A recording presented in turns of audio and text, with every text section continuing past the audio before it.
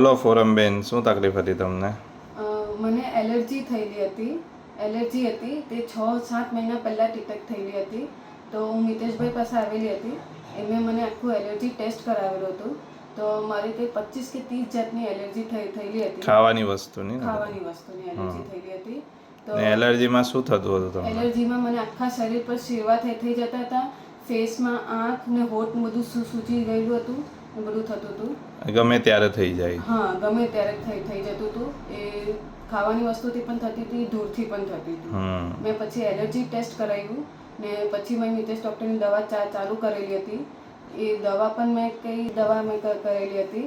તો આયુર્વેદિક દવા મેં 5-1 મહિના કરેલી. પછી પાછું મેં વિરેચન કરેલું હતું ને પછી પણ મારી મિતેશ ડૉક્ટરની દવા ચાલુ હતી. તો આજે 6 મહિના થઈ ગયા ને મને કમ્પ્લીટ સારું છે અને બધું ખાતી પીતી થઈ ગઈ છું. એટલે જે એલર્જી એ બતાવે છે એ બધી વસ્તુ ખાવ છો છતાં પણ હવે તમને એલર્જી થતી નથી. દેટ ઇઝ રાઈટ ને? એટલે આયુર્વેદિક દવાથી તમને એલર્જી પણ જતી રહી તમારી, અને બહુ ઓછા સમયમાં શરીરને નુકસાન કર્યા વિના, અને આજે તમને બધું જ ખાઈ પી શકો છો, રાઈટ? ઓકે, તો આવી એલર્જીની તકલીફવાળાને તમારું શું કહેવું? આયુર્વેદિક દવા કેટલી કારગર છે? બહુ અસરદાર છે. તમારે કરવી જ જોઈએ. તમારું જડમૂળથી બધું નીકળી જશે. Okay, thank you.